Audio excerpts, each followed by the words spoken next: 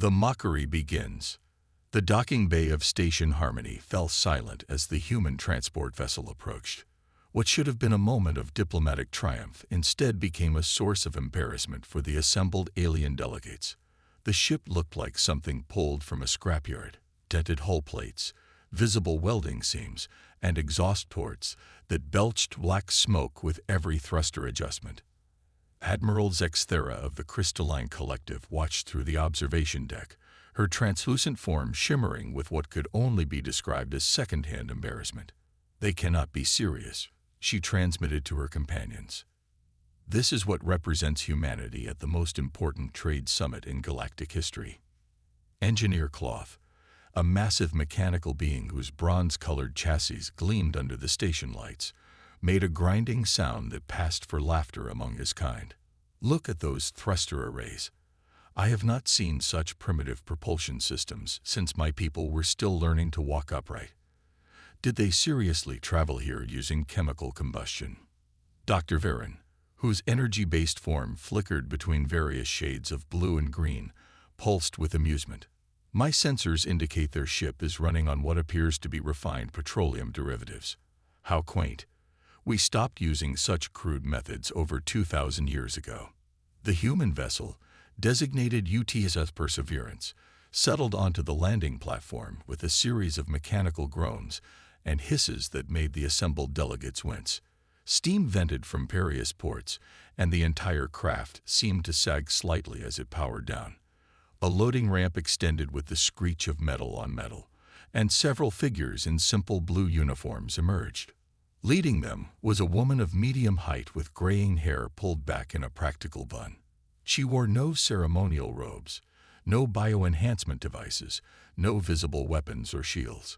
Just a standard uniform with a name tag that read Commander S. Chen and a small device clipped to her collar that the aliens assumed was some primitive communication equipment.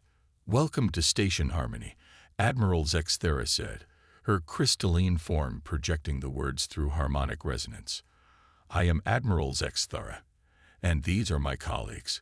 We had expected, perhaps something more in keeping with the importance of this occasion." Commander Chen smiled politely.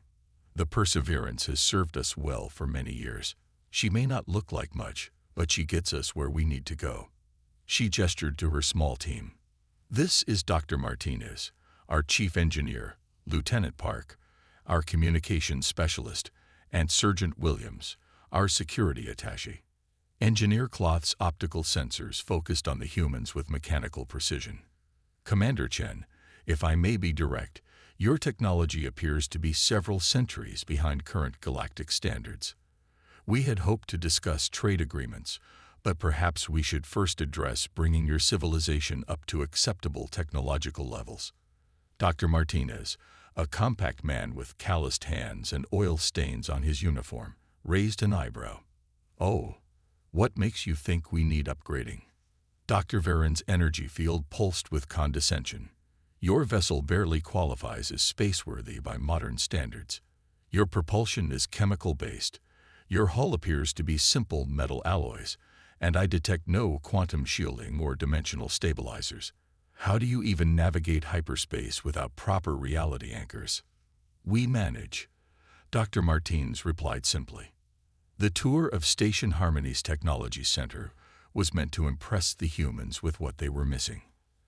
Admiral Zexthera led them through corridors lined with quantum processors, past workshops where nano-assemblers constructed materials atom by atom, and into laboratories where scientists manipulated the fundamental forces of the universe with casual ease. "These are our latest gravitational wave communicators," Cloth explained, gesturing to a complex array of crystalline structures that hummed with barely contained energy. "They allow instantaneous communication across any distance by modulating spacetime itself. Quite an improvement over your electromagnetic-based systems." Lieutenant Park, a young woman with sharp eyes and an attentive expression, studied the device carefully. "Interesting design. What's your maximum range?" "Theoretically unlimited," Cloth replied proudly.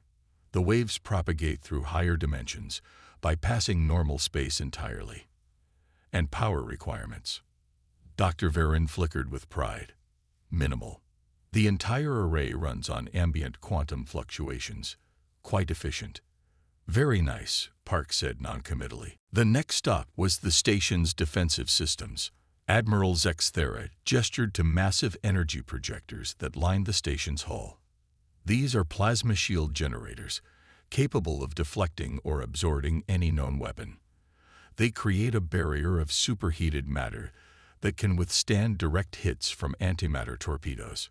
Sergeant Williams, a weathered man with scars across his knuckles and a calm demeanor, nodded appreciatively. Good coverage pattern. How long can you maintain maximum shield strength? Approximately 47 hours under sustained bombardment. Zexthera replied. More than sufficient for any conceivable threat. Unless someone gets through the shields, Williams observed. The crystalline admiral's form flickered with confusion.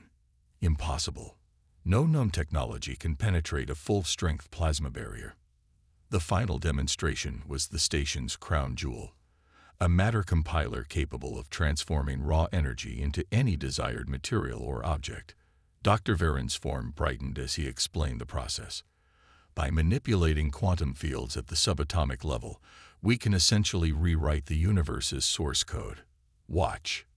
A small device materialized in the compiler chamber, a handheld scanner with smooth curves and a display screen. A standard tricorder assembled from pure energy in less than 30 seconds. Your people still craft objects by hand, correct? How? Primitive. Commander Chen accepted the device and examined it briefly before handing it to Dr. Martinez. Very impressive. May we show you some of our own equipment? The aliens exchanged what might have been glances if they had eyes in the conventional sense. This should be amusing. Back aboard the Perseverance, the contrast was stark. The interior looked like it belonged in a museum. Analog gauges, mechanical switches, thick cables running along the walls, and the constant background hum of what sounded like actual machinery. Everything was built heavy and solid, with accessible maintenance panels and backup systems for the backup systems. This is our main computer core, Dr. Martins said, leading them to a room filled with towers of blinking lights and spinning discs. She's not much to look at, but we call her Alice, Adaptive Logic and Intelligence Computing Engine. Cloth's optical array swept across the primitive-looking equipment. These appear to be mechanical storage devices and are those vacuum tubes in the processing units. Among other things, yes. But the computational capacity must be incredibly limited.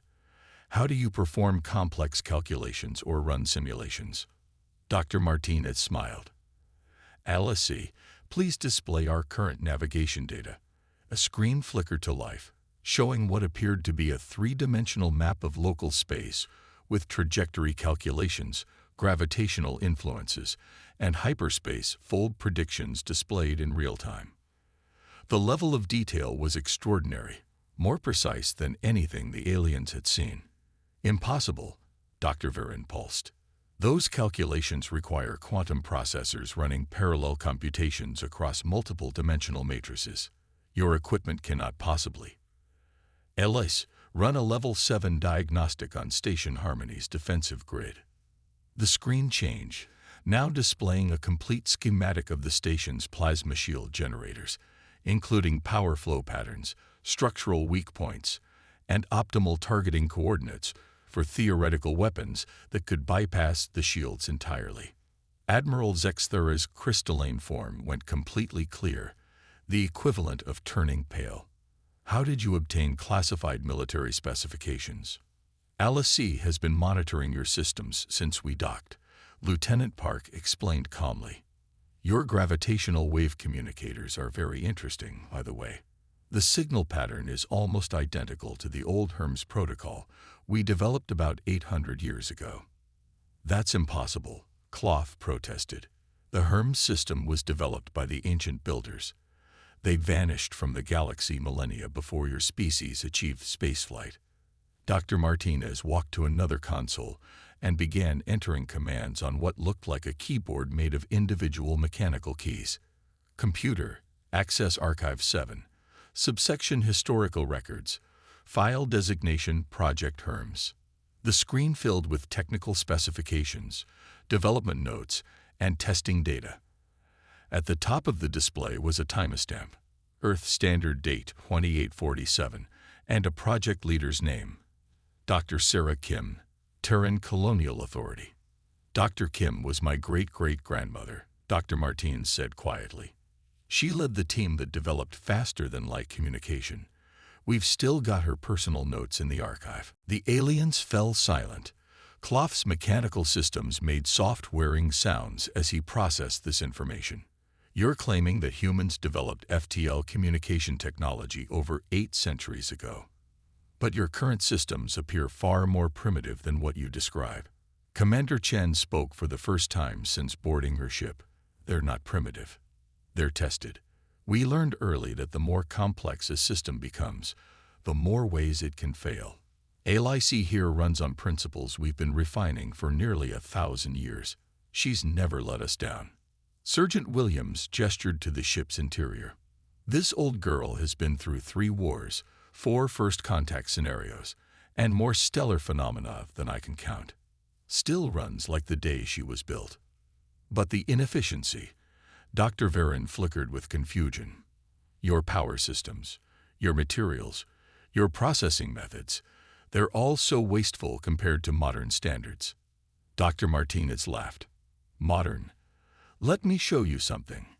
He led them to what appeared to be an engine room. At the center was a device that hummed with contained power, not the clean, sterile energy of the aliens' technology, but something that felt raw and fundamental. This is our power core. It's based on controlled matter-antimatter annihilation, same principle we've been using for 700 years. Not very efficient by your standards, I'm sure, but it has one advantage your quantum reactors don't. Which is? Clough asked. It works anywhere, anytime, under any conditions. No exotic matter required, no dimensional stabilizers, no quantum field generators, just basic physics and good engineering. Admiral Zexthara's form began to shimmer with what her species displayed when deeply disturbed. Commander Chen, I must ask directly, how long has your species been spacefaring? Chen met her gaze steadily. Define spacefaring. Capable of interstellar travel and colonization. About 1,200 years, give or take a few decades. The silence that followed was profound. Dr. Varin was the first to speak, his energy pattern flickering rapidly. 1,200 years. But that would mean, when the crystalline collective first achieved spaceflight, humans had already been exploring the galaxy for centuries. Yes. Clough's mechanical voice carried a note of uncertainty. The historical records show no evidence of human presence in the galaxy before approximately 300 years ago. Lieutenant Park smiled. The galaxy's a big place. We didn't announce ourselves to everyone we met. Commander Chen walked to a wall display that showed star charts of the local region. We've been watching, learning, helping where we could. Your peoples have accomplished remarkable things. We're proud of what you've become. The implications hit the aliens like a physical blow. Admiral Zexthara's crystalline form flickered through several colors before settling on a deep blue that indicated deep thought. If what you say is true, then the technological foundations of our civilizations were built on principles you learned from studying human settlements, abandoned equipment, and archaeological sites. Chen confirmed gently. Though you've taken those principles in directions we never imagined, your achievements are your own. Dr. Varin pulsed frantically. The builder ruins on Kepler 442 bits, the artifacts we found on Proxima Centauri II, the ancient installations throughout the Orion Arm. Ours, Dr. Martinez confirmed. Well, built by human colonists who came before us. We've been trying to reconnect with our scattered settlements for the past few centuries. Most colonies developed along different paths after losing contact with Earth. Some became highly technological, others chose simpler ways of life.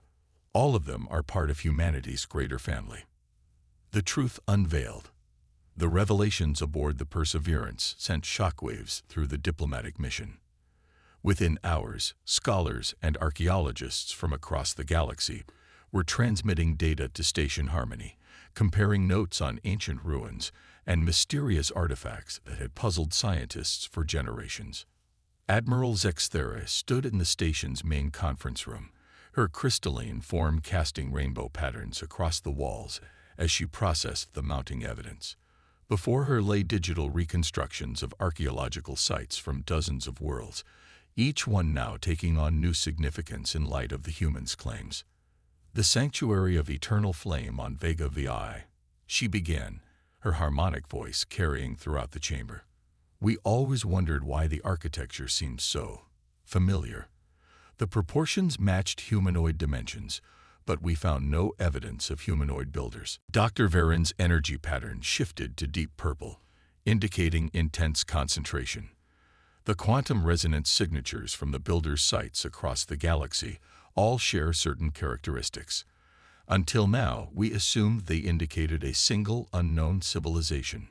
But if these humans speak truth, Engineer Cloth's mechanical systems whirred as he processed terabytes of historical data. Cross-referencing human physiological parameters with builder site specifications yields a 97.3% correlation. The mathematical probability of coincidence is effectively zero. Commander Chen, who had been quietly observing the aliens' growing realization, finally spoke. "Would you like to see the records?" She activated a portable device that projected a holographic display into the center of the room. Unlike the sleek, seamless technology the aliens were accustomed to, this projector was clearly mechanical, lenses that focused light, mirrors that rotated on visible bearings, and a cooling system that hummed audibly.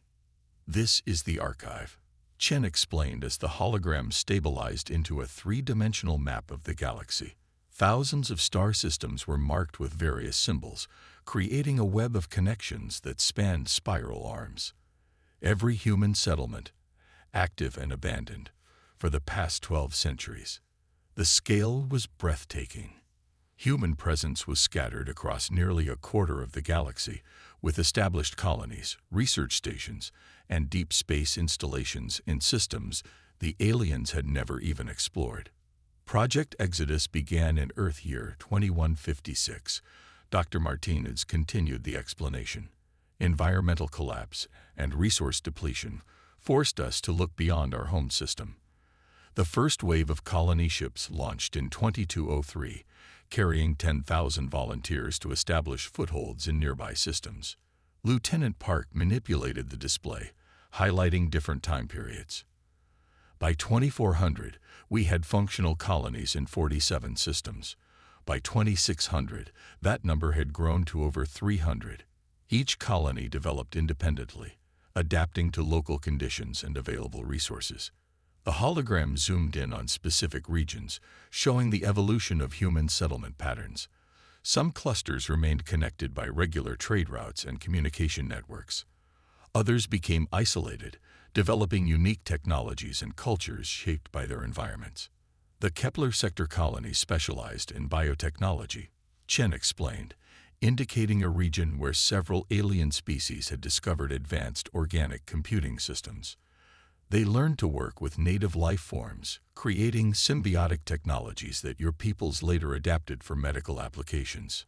Sergeant Williams pointed to another cluster. The Vega settlements focused on material science. They were the ones who developed the crystalline matrix technology that became the foundation for FTL communication. Admiral Zexthera's form flickered with recognition. The Vega sites. My people discovered them 800 years ago. The crystal formations there taught us how to manipulate quantum harmonics. We based our entire communication system on those principles. Your people did excellent work with those principles, Chen said with genuine admiration. The applications you developed went far beyond anything the original colonists imagined. Dr. Varen pulsed with a mixture of awe and confusion.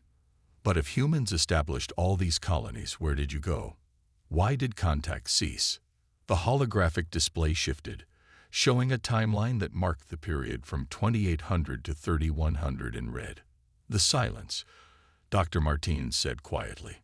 A combination of factors hit us all at once. Solar flares disrupted long-range communications. Political upheaval on Earth led to the collapse of the colonial authority. Several colony ships were lost to unknown phenomena in deep space. Without central coordination, the colonies were forced to become self-sufficient, Park continued. Some thrived, developing into advanced civilizations. Others struggled and eventually failed. Many simply lost touch with the greater human community and evolved along their own paths. The implications were staggering. Cloth's optical sensors dimmed as he processed the data. Are you suggesting that the various species we know today, are they descended from these lost human colonies? Chen nodded slowly. In many cases, yes. Environmental adaptation, genetic modification for survival, technological augmentation. All of these factors contributed to the diversification of human populations across the galaxy. She manipulated the display to highlight specific worlds. The crystalline collective's homeworld has high levels of silicon in the atmosphere and crust. The early colonists there developed biotechnological symbiosis with native crystal formations to survive. Over generations, this led to the integration you see today. Admiral Zexthara's form went completely transparent, the crystalline equivalent of shock. You're saying, my people, we're human. Human in origin, but uniquely yourselves. Chen replied gently. Evolution doesn't diminish identity. It enhances it. The crystalline collective has achieved things that baseline humans never could have accomplished. The display shifted to show Cloth's homeworld. The mechanical hierarchies arose from a colony that faced catastrophic biological contamination. The colonists chose cybernetic augmentation to survive, gradually replacing organic components with mechanical ones. Within 3 centuries, the distinction between human and machine had completely disappeared. Cloth's massive form remained motionless for several long moments. When he finally spoke, his mechanical voice carried an almost organic note of wonder. The historical records speak of the Great Awakening, when our ancestors transcended biological limitations. We always assumed it was a reference to achieving true artificial intelligence. In a way, it was. Dr. Martinez said, "Your people achieved something remarkable, a perfect fusion of organic consciousness and mechanical precision. No baseline human society ever managed that level of integration." Dr. Varen's energy pattern flickered rapidly through multiple colors. My people, the energy dancers, we achieved coherent energy existence through dimensional phase shifting. But the historical fragments speak of physical ancestors who joined with the cosmic dance. We interpreted this as religious metaphor. Your ancestors were researchers studying exotic energy phenomena on the edge of a black hole, Park explained.